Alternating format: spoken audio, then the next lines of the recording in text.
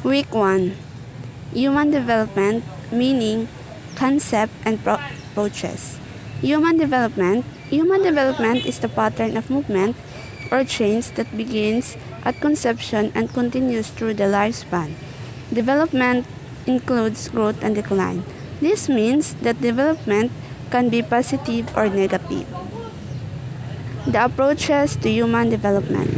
First, development is lifelong. It does not end in adulthood.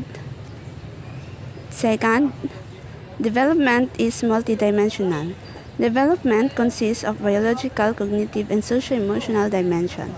Third, development is plastic. Development is possible throughout the lifespan. 4. Development is contextual.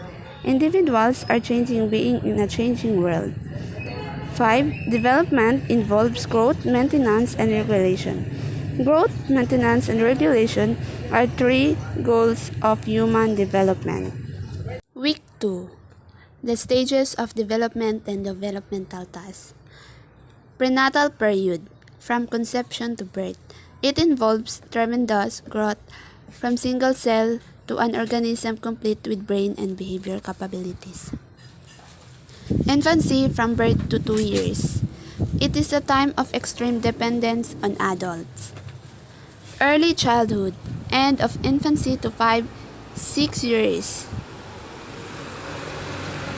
These are the preschool years.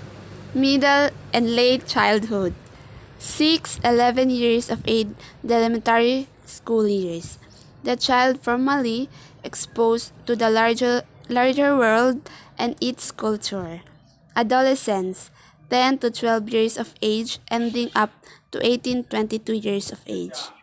Begins with rapid physical changes, dramatic gains in height and weight.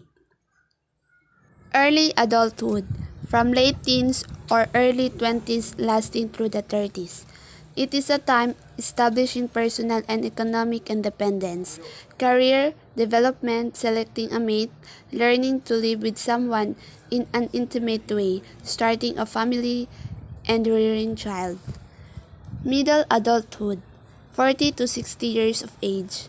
It is a time of expanding personal and social involvement and responsibility of assisting the next generation in becoming competent and mature individuals. Late childhood, 60 years and above. It is a time for adjustment to decreasing strength and health, life review, retirement, and adjustment to new social rules. Week 3. Teachers as consumers and users of research. Teachers, researcher, the scientific method, research design, data gathering technique. Data gathering techniques. First, observation. Observation can be made in either laboratories or natural setting. Second, sociological measures. Certain indicators of children's development such as, among other, heart rate, hormonal levels, bone growth, body weight, and brain activity are measured. Standard diet. These are prepared tests that assess individuals' performance in different domains. Interview and questionnaire. Involve asking the participants to provide information about themselves based on the interview questionnaire given by the researcher. Life history record. These are records of information about lifetime, chronology of event and activities. Week 4. Sigmund Freud's psychosexual theory. Psychosexual theory. These are called psychosexual theory because each stage represents the fixation of libido. 5 psychosexual stages of development. First, oral state, 0 to 1 year. Oral stimulation could lead to an oral fixation in later life. Also, oral personalities engage in such oral behavior, particularly when under stress. Anal stage, 1 to 3 years. Freud believed that this type of conflict tends to come to a head in potty training, in which adults impose restriction on when and where the child can defecate. Plastic stage 3 to 5 or 6 years. The child becomes aware of anatomical sex differences, which sets in motion the conflict between erotic attraction, resentment, rivalry, jealousy, and fear. Latency stage 5 or 6 to puberty. Freud taught that most sexual impulses are repressed during the talent stage and sexual energy can be sublimated. Genital stage puberty to adult. This is the last stage of Freud's psychosexual theory of personality development and begins in puberty. Week 5. Piaget stages of cognitive development. Basic cognitive concept. Schema. Piaget used the term schema to refer to the cognitive structure by which individuals intellectually adapt to and organize their environment. Assimilation. This is the process of fitting a new experience into an existing or previously created cognitive structure or schema. Accommodation. This is the process of creating a new schema. Equilibration is achieving proper balance between assimilation and accommodation. Piaget stages of cognitive development. Stage 1. Sensory-motor stage.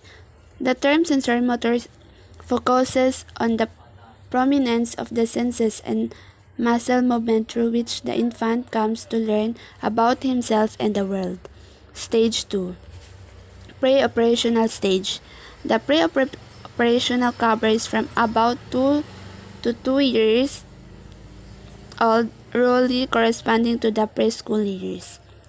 In the pre-operational stage, they have 6 stages. First, symbolic function. Second, ecocentrism. Third, centration. Fourth, irreversibility. Fifth, animism. Sixth, transductive reasoning. Stage 3. Concrete operational stage. This stage is characterized by the ability of the child. 4. Concrete operational stage. Decentering, reversibility, conservation, seriation. Stage 4. Formal operation stage. The final stage of formal operation covering ages between 12 and 15 years. 3. Formal operation stage. Hypothetical reasoning is the ability to come up with different hypotheses. Analogical reasoning is the ability to perceive the relationship in one instant. Deductive reasoning is the ability to think logically by applying a general rule to a particular instance or situation.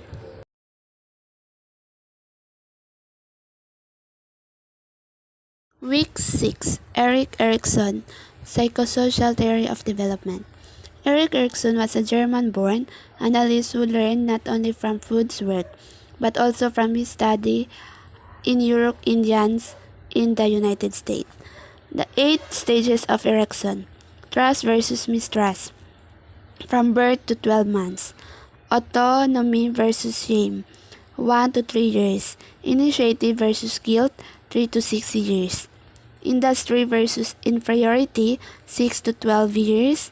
Identity versus role confusion. 12 to 18 years. Intimacy versus isolation. Young adulthood. Generativity versus stagnation. Middle adulthood. Integrity versus despair. Late adulthood. Week 7. Colbert's Theory of Moral Development. First, pre-conventional reasoning. Moral reasoning directed initially by the expectation of punishment from external sources and later by an interest in personal reward. Second, conventional reasoning. Initially to get approval and later in response to law and sense of duty. Third, post-conventional reasoning. Moral reasoning guided by community versus individual rights and later by universal principle of ethics. Week 8. Vygotsky, Socio-Cultural Theory. Vygotsky's sociocultural theory grew from the work of seminal psychologists who believed that parents, caregivers, peers, and the culture at large were responsible for developing high order. Scaffolding, term for the appropriate assistance given by the teacher to assist the learner accomplish a task. Social interaction, the learning of each individuals are coming from the adults. Participation, parents, teachers, and peers play a big role in this process to model and assisting the child. Cultural factors. The wide range of experiences that a culture would give to a child. Language. Learners can use language to know and understand the world, solve problem. Zone of proximal development. It needs that guidance from the parents, teachers, or adults to lead. The zone represent a learning opportunity where a knowledgeable adult assisting the child's development. Week 9. Bronfenbrenner's ecological theory. Bronfenbrenner believed that a person's development was affected by everything in their surrounding environment. He divided the person environment into 5 different levels. First, microsystem. The system closest to the person and one in which he has direct contact. Family, school, and neighborhood. Second, the mesosystem serves as the connection between the structure of the child microsystem. Third, the exosystem refers to the bigger social system in which the child does not function directly. Fourth, the macrosystem. This layer is found in the outermost part in the child's environment. Fifth, the role of schools and teachers. The schools and the teachers cannot contribute stability and long-term relationship in the home. Week 10. Prenatal period. The 3 stages of prenatal period. First, germinal period, from conception to 2 weeks. Second, embryonic period, 2 weeks, 2 months. 3 layers of the cell. Endoderm, inner layer of the cell. Ectoderm, outermost layer of the cell. Mesoderm, middle layer. 3 life support system. First, placenta. Second, umbilical cord. 3, amnion. Fetal period, from 2 months after conception until 9 months. Teratology and hazards to prenatal development is the field investigating the causes of congenital birth defect. First, prescription and non-prescription drugs. Prescription drugs, thalidomide and antibiotics, can be harmful on the developing fetus. Non-prescription. The mother should be careful from the time of conception. 2.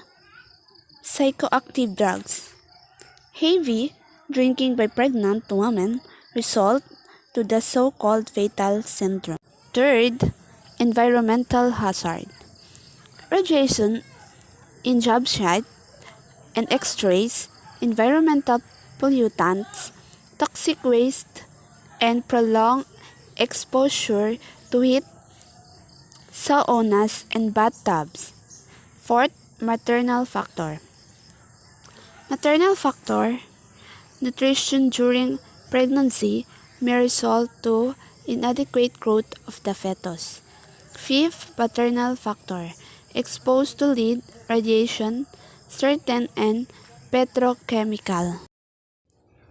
Week 11. Physical development of infants and toddlers.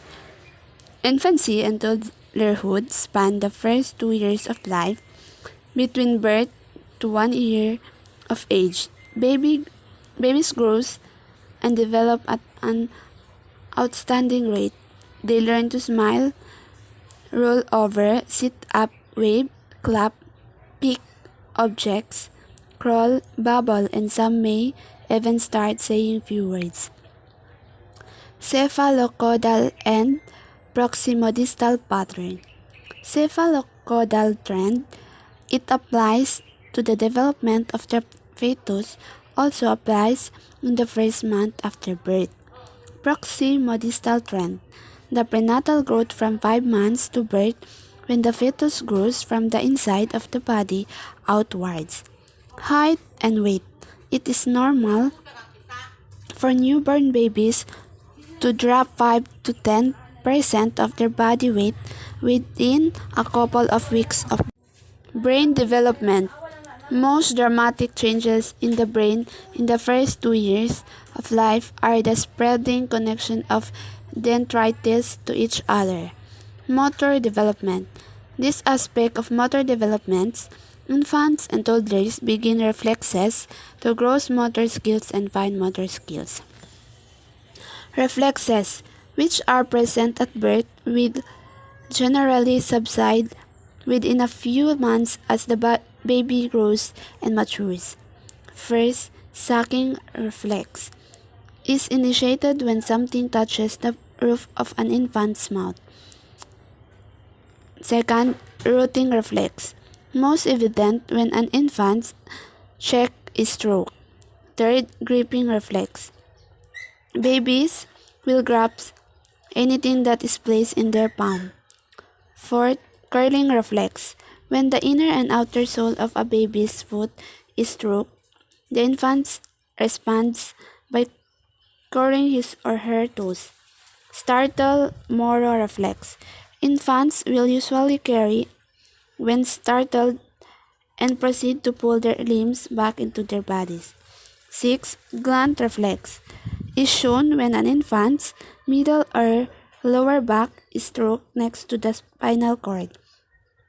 7. Tonic reflex is demonstrated in infants who are placed on their abdomens. Gross motor skills. It is always a source of excitement for parents to witness dramatic changes in the infant's first year of life. Fine motor skills. It involves a refined use of the small muscles controlling the hand, fingers, and thumb. Motor skills development. The child shows control and coordination of body movement involving large muscle groups. Week 12. Cognitive developments of infants and toddlers. First, sensory-motor development. Children not only learn how to perform physical action such as crawling and walking, they also learn a great deal about language from the people with whom they interact. Second, object permanence is used to describe a child's ability to know that objects continue to exist even though they can no longer be seen or heard. Third, language development is taught to proceed by ordinary processes of learning in which children acquire the forms, meanings, and uses of words. A summary of what infants and toddlers can do cognitively. First, language. The child is able to use words and gestures to express his thoughts and feelings. Second, pre-reading and pre-math. The child is able to match identical objects, colors, shapes, symbols. Third, higher order mental abilities. The child develops basic concepts pertaining to object constancy, space, time, quantity, etc. Week 13. Social emotional development of infants and toddlers. The formative years. The importance of the first 3 years in human development. The formative years where the parent's caregiver has a vital role in the development of the child. Attachment. The key where the babies begin their social development, who parents and caregivers being an ally on how to respond to a child's needs. Temperaments is approach to each unique infant and toddler. The ability to understand and relate to an infant's or toddler's need and temperaments. Week 14. Preschoolers' physical development. Significant changes in physical development. At around 3 years of age, the child moves their appearance, their trunk, arms, and legs become longer. Gross and fine motor development. Gross motor, it refers to acquiring skills that involve the large muscle. Locomotor skills, it involves their skills like walking, running, climbing, skipping, hopping, creeping, and dodging. Fine motor development, it refers their ability to become smaller muscles in the arm, hands, and finger. Week 15. Cognitive development of the preschoolers. In this stage, the preschoolers begin to develop their cognitive skills where the preschoolers has the ability to think, to communicate, and understanding. Language development. In this stage, the vocabulary of a preschoolers will develop through learning and communicating. Preschoolers' nutrition and sleep. The process of his/her physical growth and development.